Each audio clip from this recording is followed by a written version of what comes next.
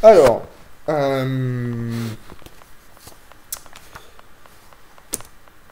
mesdames, messieurs, donc c'est avec un grand plaisir de vous accueillir dans notre restaurant pour cet heureux événement. Le maître hôtel m'a fait part du menu que vous aviez choisi, que je vais me permettre de récapituler dans un instant. Voilà, on commencera par une mise en bouche, pour suivre un foie gras de canard nuit cuit du Gers avec une gelée de muscade Rivesaltes, pistache, noix et noisettes concassées avec une tuile dolce. Ensuite, un filet de truite bio de l'Ariège avec une râpée de fenouil, menthe et betterave. Mousseline de navet par l'Agnon. Carré d'agneau des Pyrénées, basse température avec crème de haricot tarbé, un jus corsé et aérosol au trek confit. Soufflé de bleu d'Écosse et châtaigne de figue à la sarriette. Et pour terminer, tonnelet de pommes golden au four, fraîcheur à la violette de Toulouse, espuma oseille et meringue charbon. Donc je récapitule juste l'environnement. Nous sommes dans un restaurant une étoile à Toulouse. Le menu que je viens de vous citer est à 80 euros. 5 personnes. Il n'y a pas de budget boisson prévu. C'est pour un anniversaire. Une personne ne boit que du vin rouge. Donc en vue de ce menu et donc des quelques informations que le maître hôtel et que on a partagées, j'aimerais procéder, si vous l'imaginez, vous servir donc tout d'abord un apéritif, puis faire au verre sur l'ensemble du repas, ce qui pourra à la fois faciliter au plus près les accords mets et vins, et à la fois pouvoir satisfaire la personne qui ne boira que du vin rouge sur l'ensemble du repas. Si vous êtes d'accord, je vais essayer de faire des accords à la fois régionaux et à la fois voilà, un petit peu plus diverses afin de voyager dans le vignoble français et peut-être étranger, afin de vous faire découvrir peut-être des vins. Je vais prévoir également un petit peu d'eau, plate, gazeuse, et on verra par la suite du repas pour café, thé, infusion, ça sera un petit peu plus tard dans la soirée. Pour la mise en bouche, en ce moment le chef travaille une huître gravette du bassin d'Arcachon, travaillée en tartare avec un petit peu de chasselas de moissac pour apporter un côté croquant et puis du fruit, vraiment tout en fraîcheur, une subtile sensation iodée. Je pense que comme c'est pour un anniversaire, je vais avoir deux choix à vous proposer. Euh, Soit on fait le régional et j'imagine un vin effervescent, produit sur l'appellation Gaillac dans le département du Tarn par domaine Bernard et Robert Plajol, le domaine des Trécantous. Cuvée Mosaque Nature, donc à la fois une bulle très fine, une effervescence maîtrisée, de la fraîcheur, du fruit, parfait pour mettre en éveil vos papilles gustatives. Ou alors on se laisserait tenter par notre champagne de vigneron à la coupe, champagne de, du vigneron Raphaël Bérèche à Lude, donc dans la montagne de Reims. Un champagne assemblé pied noir chardonnay. La cuvée Les Bourgards, super, un petit peu plus vineux, mais avec des sensations vraiment très subtiles de crai qui vont venir en concordance aromatique avec l'huître. Poursuivre, donc avec le foie gras mi-cuit du Gers, avec sa gelée de muscat et à la fois ces sensations assez fumées apportées par les pistaches et la noisette. C'est un accord que j'imagine avec un vin demi-sec. Euh, on pourrait faire régional, ou alors on pourrait faire aller un petit peu plus loin, un petit peu plus au nord.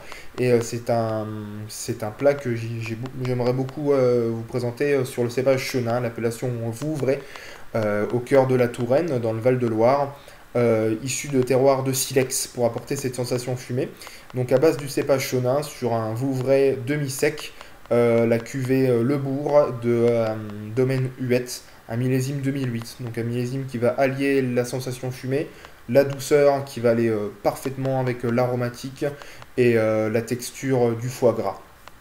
Pour la personne qui prendra du vin rouge, eh bien écoutez, j'aimerais rester sur un vin rouge avec une sensation légèrement sucrée. Et un vigneron, cette fois-ci beaucoup plus loin que Toulouse, en Alsace, travaille à un pinot noir euh, rouge, doux. et vraiment avec donc à partir de pourriture noble, et ça donne vraiment quelque chose d'absolument superbe, avec une belle tension, une jolie texture souple, des jolis amers, des tanins qui sont très fondus. Et donc c'est Sylvie Spielmann sur la cuvée Pinot Noir, pas comme d'habitude, et millésime 2014.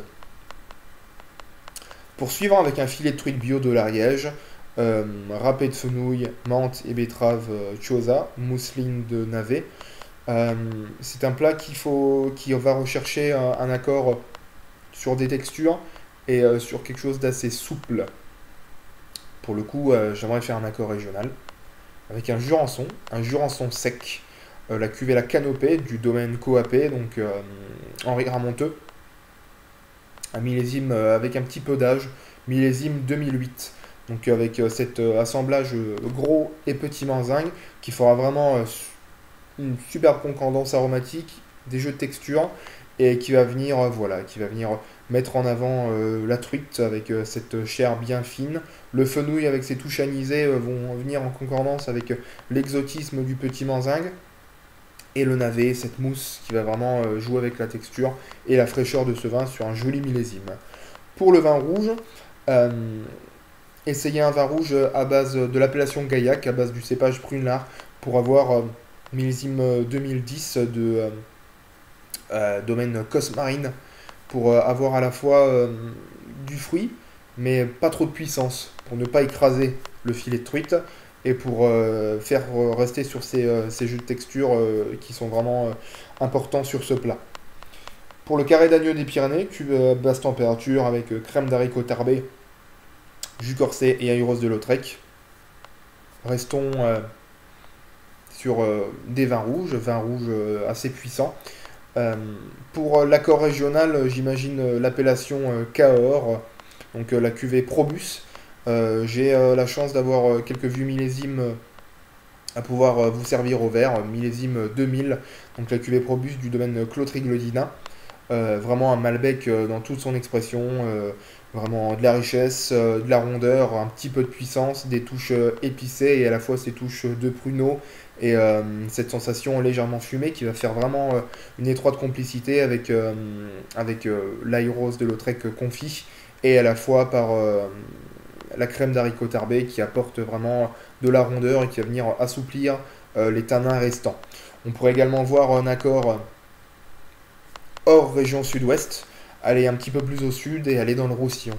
Et sur l'appellation Côte du Roussillon Village Totavel, donc du domaine Jean Gardiès, situé à Vingros, la cuvée Lator, c'est des carignans et des mourvèdres plantés au bord d'une falaise, très calcaire, qui va donner beaucoup de fumée, beaucoup d'épices. C'est un vin encore plus puissant, mais qui fera vraiment un accord vraiment magique également avec ce plat.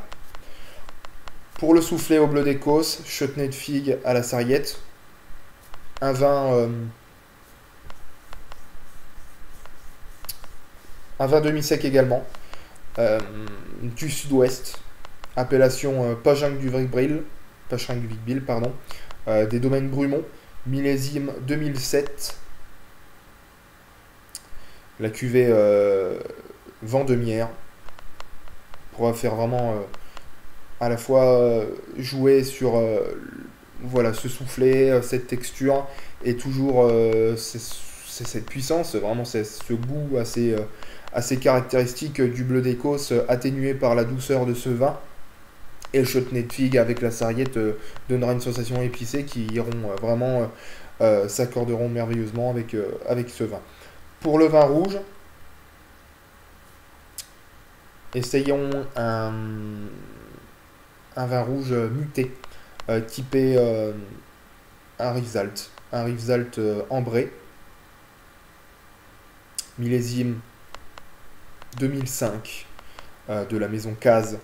On va avoir voilà, cette richesse, ce côté chocolaté, et à la fois toutes ces touches d'épices douces comme la cannelle, le clou de girofle, le réglisse, des touches de pruneau, qui vont venir également faire une étonnante complexité avec la puissance de ce fromage.